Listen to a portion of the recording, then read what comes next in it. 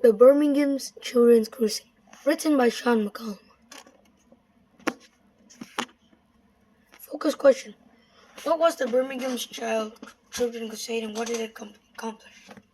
Words to know. Activists, confrontations, controversial, demonstrations, discrimination, disrupt, momentum, negotiate, nonviolent direct action, racism, segregation, urgency. Table content. An important day in Birmingham. 4.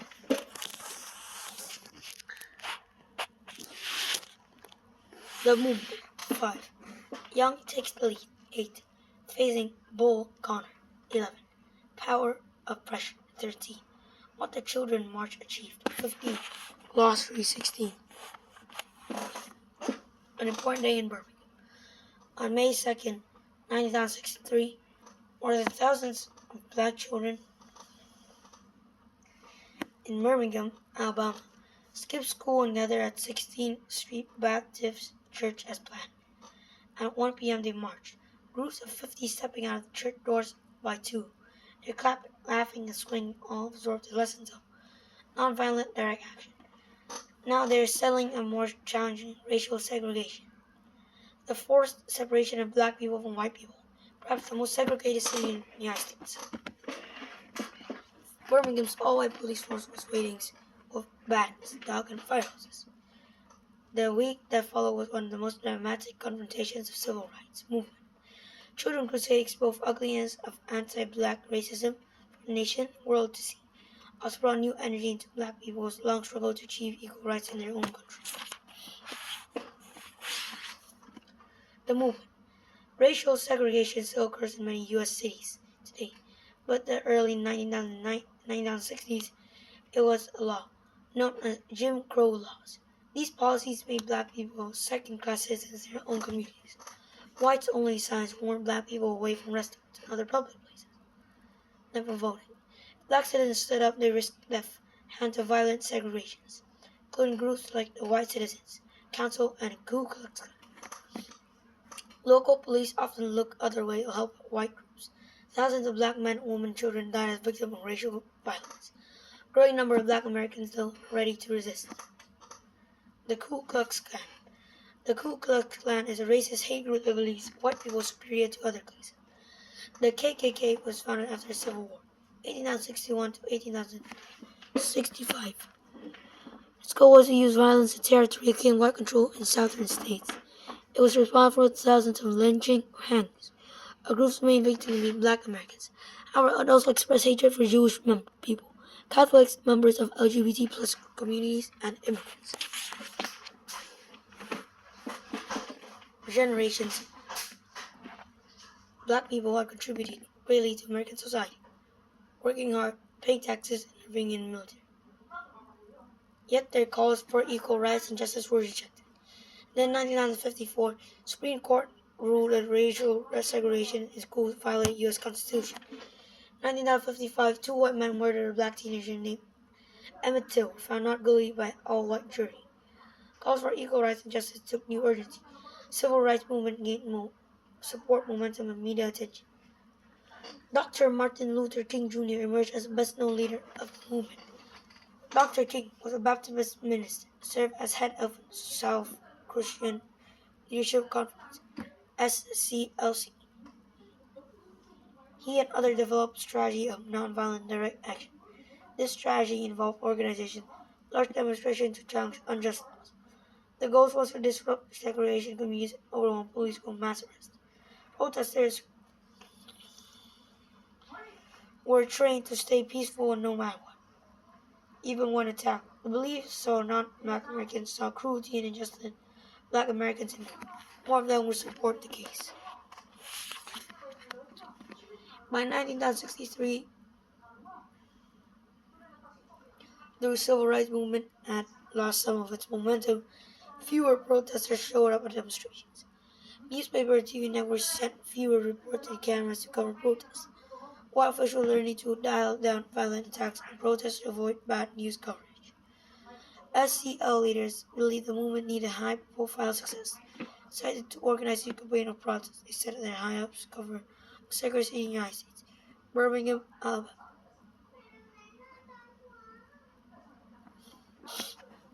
Sundown Towns. History, celebration, and civil rights movement often focus on the South. In northern and western states, black people and other minority groups faced widespread discrimination. For example, the official sundown laws set curfews for non-white people within city limits. Not only they could live in these places, but they also faced dangerous consequences if they were caught there after dark. Thousands of sundown towns exist across the country, Darien, Connecticut to La Crosse, Wisconsin, Canada, California. Youth tickling. In early 1963, Fred Shuttleworth, a Birmingham Baptist minister, co-founder of the SCLC, invited Dr. King and SCLC organizers to a city called Birmingham Campaign Project C for confrontation. Birmingham was known as a dangerous place for black people, some call it bombing because of history of bombing that blew up black homes and churches. Shuttlesworth himself has survived several attempts on his life. Not everyone was happy to have Dr. King show in Birmingham. Some black people, as well as most white people, viewed Dr. King based in Atlanta, Georgia, and elsewhere. They don't all come as causing trouble in the city. The national struggle for civil rights, though, Dr. King was a lightning rod, where he wanted the powers of the press followed. Project C's about a sluggish start. People went to church meetings with Dr. King's when they took part of protests, however, hesitated. A great majority of Birmingham black families were great class and had low incomes. Many black breadwinners worked with white people. If you are losing a job, they were jailed or worse.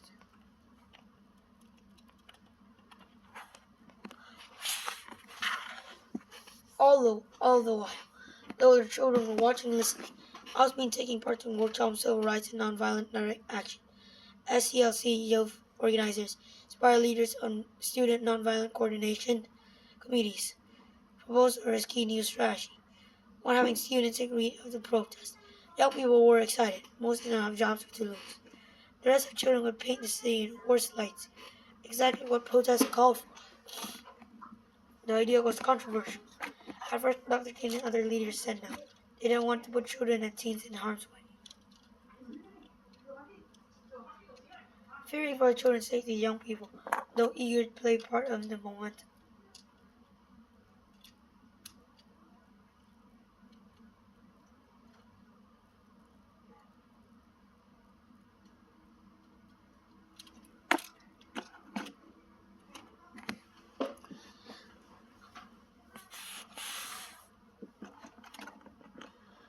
Black students began spreading the word about something called D-Day, which stood for Demonstration Day or Ditch Day.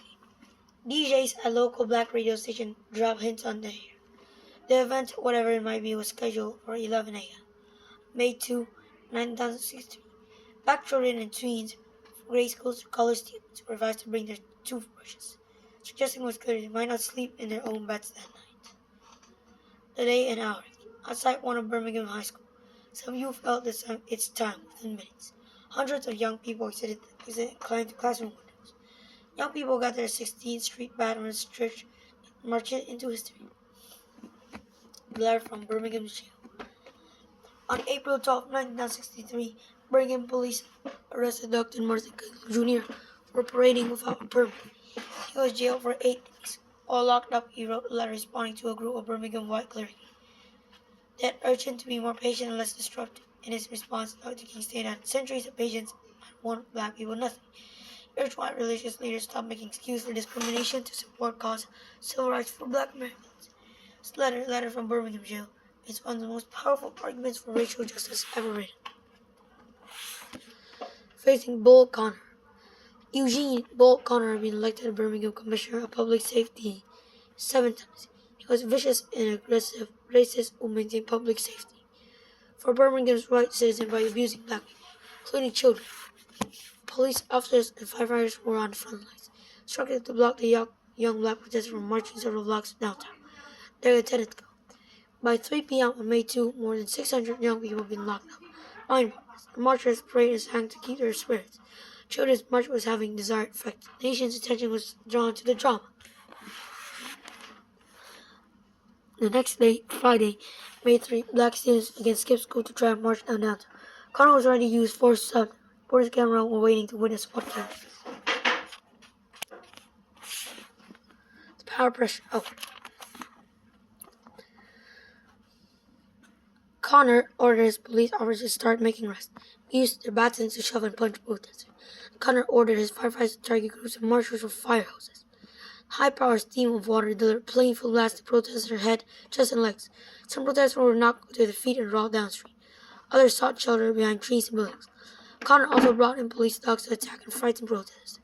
End of day, another 2,000 young people have been arrested. Area jails already filled with bursting. Children and teens were bused off local fairgrounds.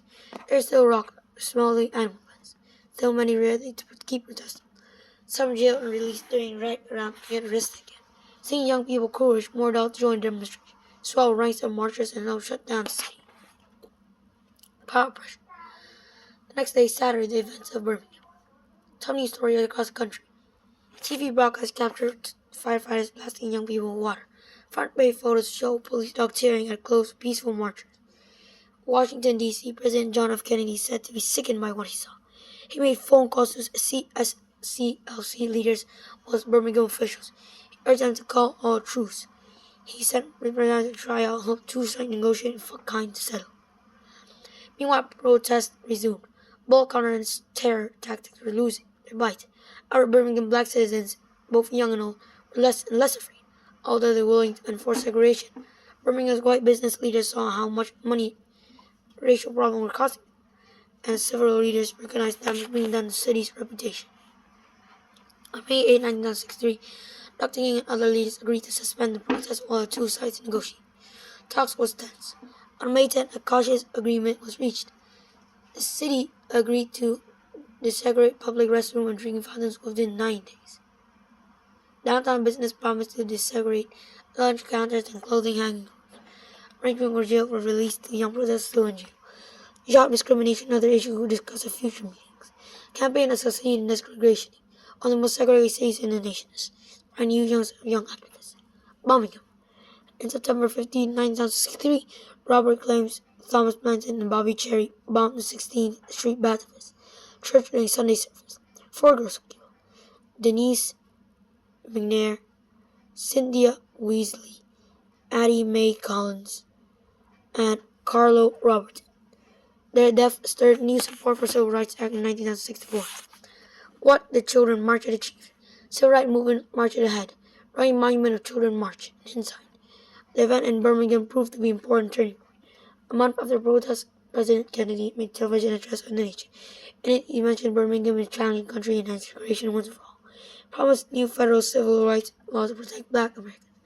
Many black people moved to tears hearing the President of the United States finally supporting their cause. Many goals of the civil rights movement became law in years to follow. Next year, the United States Congress passed the Civil Rights Act of 1964, outlaw segregation and discrimination based on race, color, religion, gender, nation, or origin. Since 1965, the Voting Rights Act struck down state policies that blocked black Americans from voting. Racial prejudice and discrimination did not end with those new acts. However, the movement to fight for fair and equal treatment opened and become continuous for black people began a new chapter of history for the United States.